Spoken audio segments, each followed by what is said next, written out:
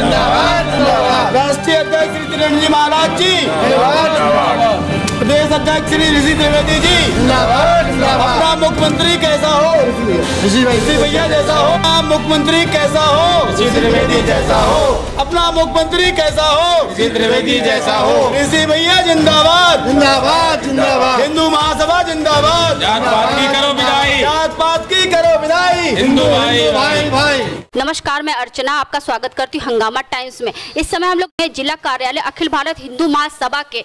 तो यहाँ पे जिला अध्यक्ष हमारे साथ में सुधाकर गुप्ता जी, तो उनसे पूछेंगे 2022 को लेके क्या तैयारी और किस तरीके से जो अखिल भारत हिंदू महासभा कहता है एक राष्ट्र एक वादा और एक बात, तो उसके लिए कितने प्रत्याशी कानपुर से उतर रहे हैं। 10 विधानसभा सीटें हैं, तो 10 विधानसभा सीटों पर कितने प्रत्याशी उतर रहे हैं और 2022 के लिए क्या तैयारी। आपका स्वागत है। हम लोग पूरी सीटों से उतर रहे हैं और पूरी तैयारी से उतर रहे हैं हम लोग, और ज़मीनी स्तर से जो भी हमारी छोटी छोटी सी कमियां हैं शहर में और भी कई जगह हैं, उन मुद्दों को लेकर हम लोग हैं। तो 10 सीटें हैं आपके विधानसभा सीटें, तो कितने प्रत्याशी उतर रहे हैं। नहीं, सभी सीटों से हम लोग पूरे प्रत्याशी उतर रहे हैं। तो क्या क्या मुद्दे रहेंगे आपके। अब मुद्दे बहुत से मुद्दे हैं, जैसे इलाज से संबंधित हैं, हॉस्पिटल से संबंधित हैं, और जैसे बेरोजगारी संबंधित हैं। ऐसे बहुत से मुद्दे हैं जो हम लोग उसको लेके चल रहे हैं साथ में। जैसे आपके राष्ट्रीय अध्यक्ष का एक नारा है, जाति पाति को करो विदाई, हिंदू हिंदू भाई भाई। तो 2022 में क्या तैयारी, कितने हिंदू आपके द्वारा संगठित होंगे और एक होंगे। हम लोग की कोशिश है ज़्यादा से ज़्यादा लोग संगठित हों हम लोग साथ में, और मिल के हम लोग एक साथ काम करेंगे, और सबका राय भी मशवरा भी चाहिए कि सब लोग अपने भी राय मशवरा दें हमको कि हम लोग को क्या क्या करना है आगे। तो कानपुर की जो भूमि है उस पर कितना आप लोग खरे उतरेंगे और कितना आप लोग ने अभी तक कार्य किया है। कार्य तो हम लोग कर रहे हैं, अभी तो समय आने पर बताएगा कि हम लोग क्या कर रहे हैं और कितना क्या कर पाएंगे आगे। तो जिस तरीके से हिंदूवाद को लेकर आम जनता जागरूक नहीं है और हिंदू एक नहीं है, इसके लिए आप लोग क्या कर रहे हैं। एक होने की कोशिश कर रहे हैं हम लोग कि सब एक हो जाए। तो अभी तक कानपुर से आपके कितने लोग संगठित हुए हैं। हम लोग हजारों की संख्या में है, अभी हजारों में है। तो सामने वाले जैसे कि कांग्रेस है जो कि आपको राष्ट्रवाद पार्टी है आपका, फिर उसके बाद सपा है जो कांटे की टक्कर दे रही बीजेपी को, बीजेपी है जिसमें 10 विधानसभा सीटों पे 7 सीटों पे बीजेपी का कब्जा है और 3 सीटों पे आपका कांग्रेस और सपा का कब्जा है। तो कितनी सीटें आप लोग निकाल पाएंगे। अब ये तो समय बता पाएगा, इसमें तो अभी कहना कुछ ठीक नहीं है। बाकी पूरी कोशिश है हम लोगों की, अगर हिंदू भाई सब हम लोग एक हो जाएंगे और जो समझ पाएगा कि हाँ इस पार्टी को, तो जरूर हम लोगों का साथ देंगे। तो कानपुर की जनता से क्या कहना चाहेंगे, किस तरीके से अखिल भारत हिंदू महासभा का साथ दें। अब अखिल भारत हिंदू महासभा एक तो पहली बार चुनाव लड़ रही है, और यही सबको हम एक उनसे निवेदन है कि सब लोग एक हो जाएं और मिलकर हम लोग एक साथ काम करें, तो कुछ आगे भविष्य हम लोग कुछ कर सकें। अगर बड़ी पार्टियों ने आपको ऑफर दिया गठबंधन के लिए, तो गठबंधन होगा। नहीं, ऐसा तो अभी गठबंधन का कोई हम लोगों का कुछ विचार नहीं है। तो और भी कुछ पदाधिकारी हैं जो कानपुर जिले से हैं, उनसे बात करेंगे कि आखिर 2022 को लेकर उनकी क्या तैयारी और किस तरीके से वो सामने वाली पार्टी को टक्कर देंगे। अब हमारे बीच में जुड़ रहे सत्य प्रकाश सचान जो कि प्रदेश उपाध्यक्ष है। तो प्रदेश में जिस तरीके 75 जिले हैं, तो 75 जिलों को लेकर क्या तैयारी। आपका स्वागत है। मैम, 75 जिले में भी पूरी तैयारी है। जो एक जिले की तैयारी है, हम लोगों की कार्यकारिणी सारी सीटों पे पूरी तैयारी कर रही है, और हम लोग अपने सारे पत्ते खोलने के लिए राष्ट्रीय अध्यक्ष जी का और राष्ट्रीय कार्यकारिणी के दिशा निर्देश का इंतजार कर रहे हैं। बहुत सारी बातें ऐसी तैयारियां होती हैं कि जो हम मीडिया के सामने या पब्लिकली नहीं रख सकते हैं, क्योंकि हमें 4-5 बड़ी पार्टियों से लड़ना है। बड़ी पार्टी हम भी हुआ करते थे कभी, अब हम लोग 10 साल से 20 साल से चुनाव में दूर हैं और किसी एक पर्टिकुलर पार्टी को सपोर्ट कर रहे थे। उस पार्टी से मोहभंग इसलिए हुआ कि वो अपने मुद्दों से भटकी हुई है, उस वजह से हम लोगों को फिर से चुनाव क्षेत्र में उतरना पड़ रहा है। तो हम लोगों के दिशा निर्देश ऊपर से राष्ट्रीय अध्यक्ष जी के द्वारा ये है कि सारे पत्ते खोलने की अभी आवश्यकता नहीं है, तैयारियां बहुत अच्छे स्तर पर हैं।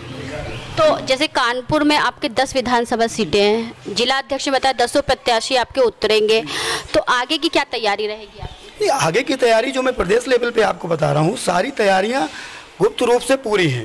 प्रत्याशी की घोषणा से लेकर के उसमें भी मंथन चल रहा है।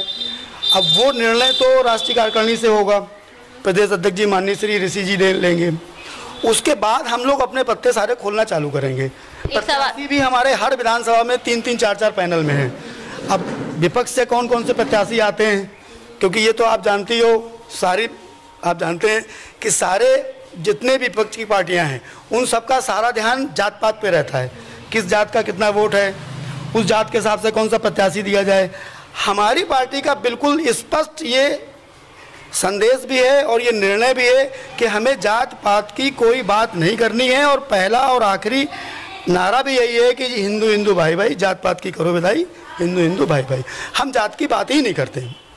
और अगर ये सारी पार्टियां बहुसंख्यक को, हिंदू समाज को इतना निग्लेक्ट ना करती तो शायद हम लोगों को आज 30-40 साल बाद दोबारा चुनाव क्षेत्र में आकर के वो सब करने की ज़रूरत नहीं थी। जो सपोर्ट दे रहे थे वो देते रहे थे।